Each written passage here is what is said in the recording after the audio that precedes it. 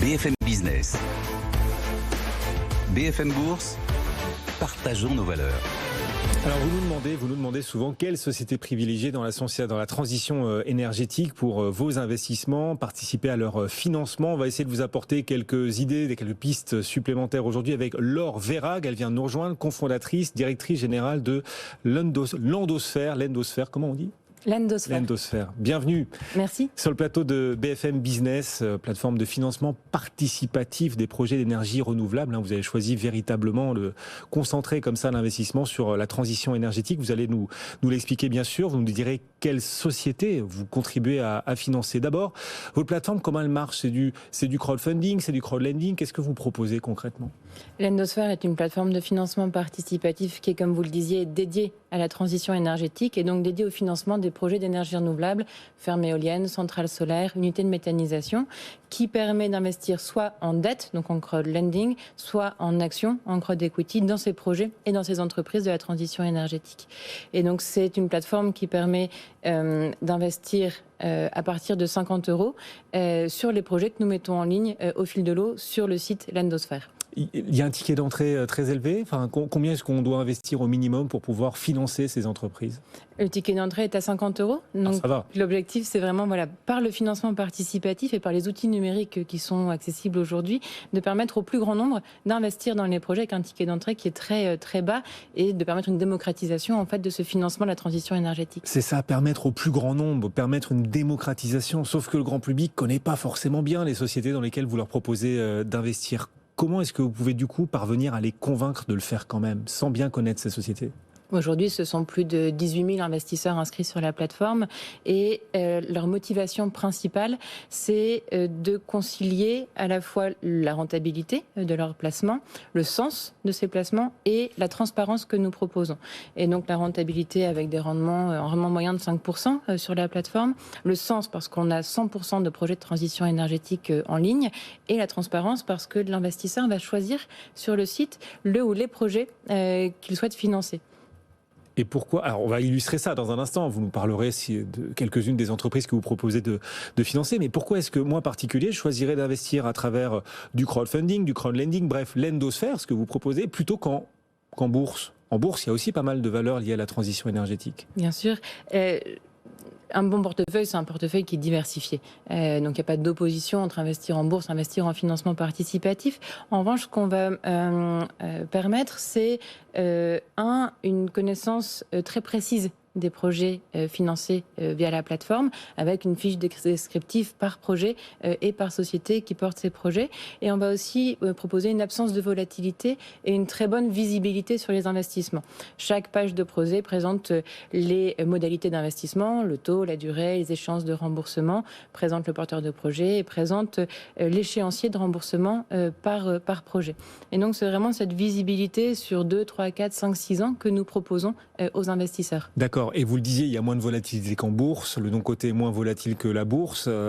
Donc moins de risque de survalorisation. On voit certains acteurs de la transition énergétique, parfois en bourse, survalorisés et certaines poches se dégonfler. À travers le non-coté, il y a peut-être un peu moins ce risque de volatilité. Alors on peut illustrer peut-être les choses. C'est le moment. Vous proposez d'investir dans ces sociétés de la transition énergétique. Est-ce qu'on peut en présenter 1, 2, 3 qui vous semblent pour le coup particulièrement prometteuse, à la fois pour notre avenir commun, pour participer à cette transition, puis pour l'investisseur qui cherche une performance financière?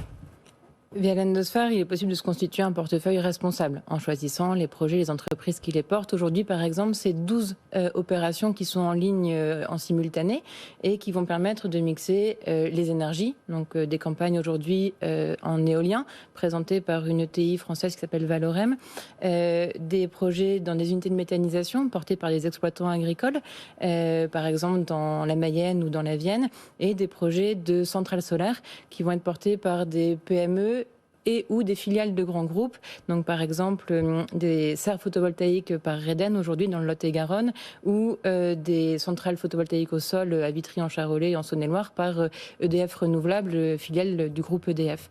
Et donc on va accompagner un très large spectre d'entreprises, depuis les filiales de grands groupes comme EDF Renouvelables ou Luxel, jusqu'à l'exploitant agricole qui met en place sur son exploitation des unités de méthanisation.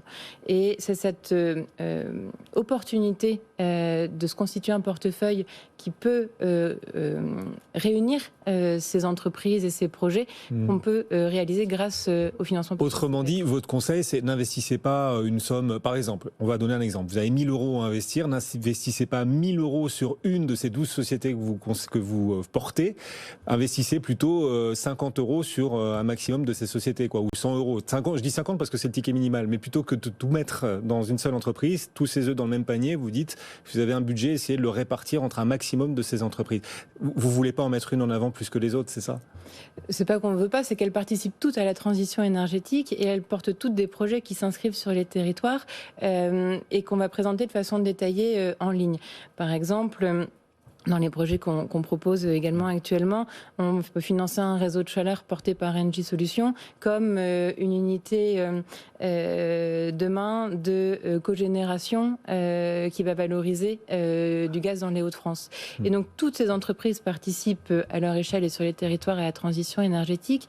Et en tant qu'investisseur, on peut choisir de privilégier par exemple le rendement qui va être proposé avec un rendement moyen de 5,05% sur la plateforme ou la proximité géographique avec le projet. J'habite à côté du parc éolien et je veux financer ce parc parce que je connais le développeur, parce que j'ai assisté à une visite de chantier et parce que j'ai une fierté de financer un actif sur mon territoire. Et la satisfaction d'en tirer des revenus, évidemment. Et c'est vrai que vous avez pris soin à chaque fois de mentionner la localisation, l'emplacement des entreprises que vous soutenez. Vous avez parlé du Lot-et-Garonne, je me trompe peut-être. Oui. Voilà, c'est ça, des Hauts-de-France, etc. Voilà, c'est aussi l'investissement de proximité que vous mettez en avant. Dans l'investissement socialement responsable, il y a la responsabilité vis-à-vis de l'environnement, il y a la responsabilité sociale aussi, et là c'est peut-être de l'emploi local que vous essayez de soutenir à travers ces financements ouverts au public. Ce sont des projets qui ont par ailleurs accès au financement bancaire. Ce sont des sociétés et des projets, les noms que j'ai cités, EDF Renouvelables, Dalkia, Engie Solutions, Valorem, qui ont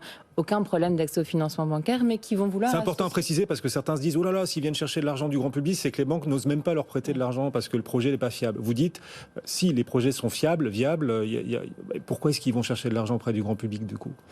Alors, on va venir répondre à différentes raisons. Soit on va anticiper le financement bancaire et venir avant le closing bancaire pour faciliter le démarrage de la construction, par exemple. Soit on va venir compléter les fonds propres des porteurs de projets dans un tour de table complet avec le financement bancaire. Et donc, on a une source de financement qui va aussi apporter une valeur extra-financière qui est essentielle aujourd'hui. Les projets de transition énergétique, ils ne peuvent pas se faire sans cette inscription sur les territoires et sans cette participation des riverains, des parties prenantes, des collectivités dans leur financement. Laure Vérac, donc l'Endosphère, ça fait combien de temps que vous avez vu le jour, l'Endosphère ? La plateforme a été créée en 2014 et aujourd'hui, c'est un peu plus de 100 millions d'euros qui ont été investis via la plateforme et 275 projets accompagnés. Merci beaucoup d'être passé nous voir, cofondatrice et directrice générale de l'Endosphère, donc pour l'investissement participatif dans la transition énergétique, ces sociétés qu'on espère d'avenir, que vous proposez à ceux qui nous suivent de contribuer à financer ce ticket d'entrée très faible. La fiscalité, comment ça se passe sur les rendements, sur les gains quand on investit? C'est la flat tax qui s'applique sur les intérêts et on peut loger certaines entreprises que nos compagnons sont éligibles pour loger les obligations, les actions dans les PEA, PME. Merci beaucoup d'être passé nous voir. C'est concret, c'est important d'être concret pour que les gens puissent se saisir de tous ces outils et passer à l'acte si, bien sûr, Laure vous a convaincu. Merci beaucoup d'être passé nous voir. Laure Vérac, donc pour l'Endosphère. À bientôt. Le CAC 40 recule un tout petit peu, moins 0,25%. Dans un instant, on sera aux États-Unis. Sabrina Quagliozzi nous attend à New York en direct. On parlera comme chaque vendredi aussi de crypto-monnaies, les pros des cryptos à suivre dans la prochaine demi-heure. À tout de suite.